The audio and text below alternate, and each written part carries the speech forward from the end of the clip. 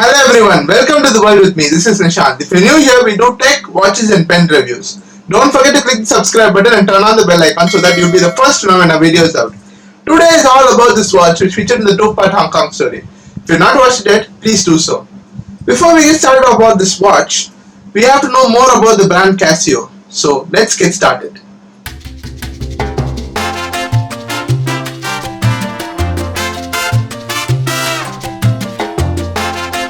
Casio was founded in 1946 by Tadao Casio in Tokyo.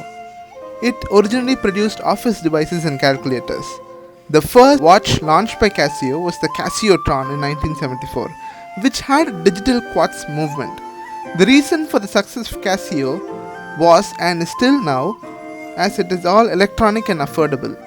The company's sales skyrocketed when they released the first G-Shock in 1983 and the Baby G-Shock in 1991. In the 1990s, its turnover increased, making it the leading watch brand in Japan, pulling behind Seiko and Citizen. Now, they make all kinds of products including watches. The featuring of Casio watches in films also made an impact in the global industry. It was worn by Michael J. Fox in Back to the Future. The watch worn was CA53W Twinsep Databank. The trending Keanu Reeves wore the G-Shock DW5600C1V in Speed. Tom Cruise wore a G-Shock DW290 in the first Mission Impossible movie.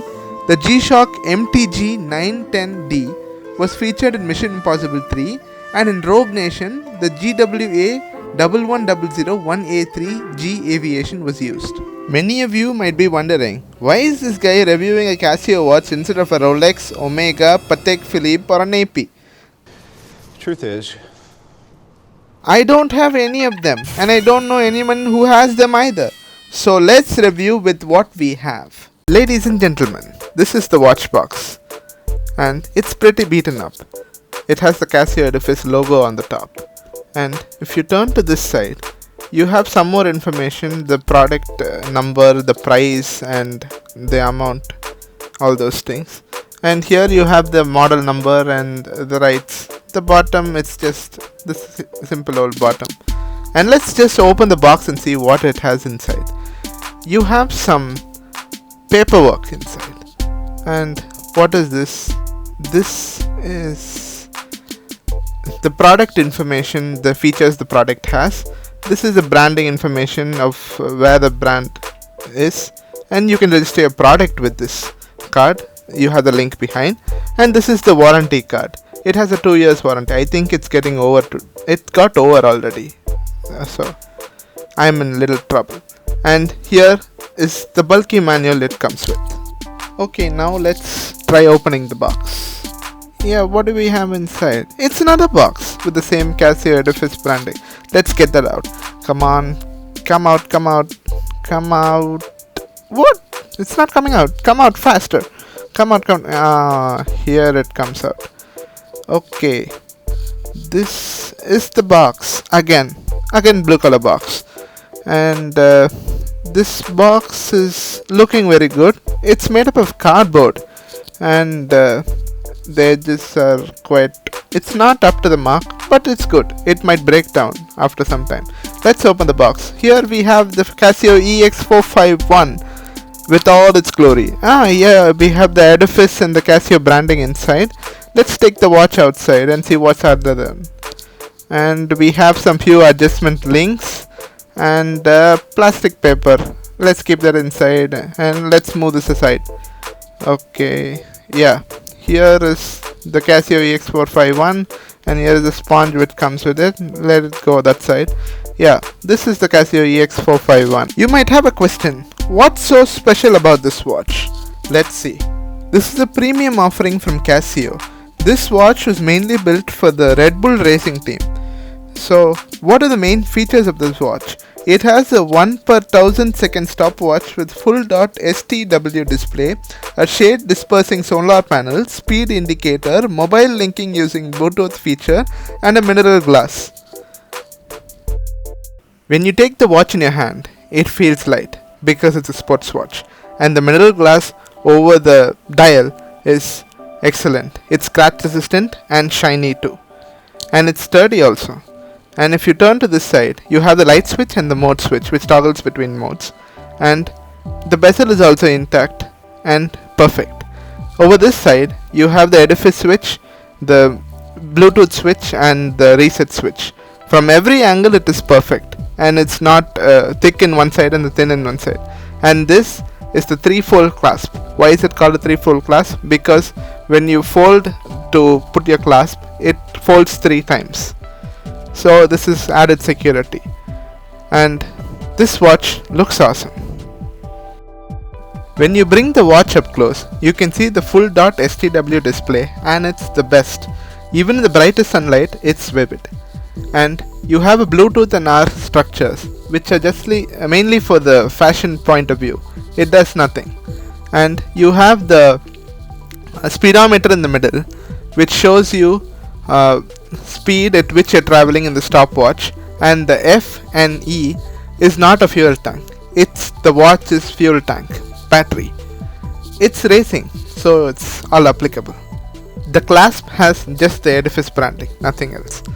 And this strap is made up of 2 kinds of steel, a brush sealed and a polished steel. I would prefer fully brushed because the polish does a lot of scratches. These are the buttons up close.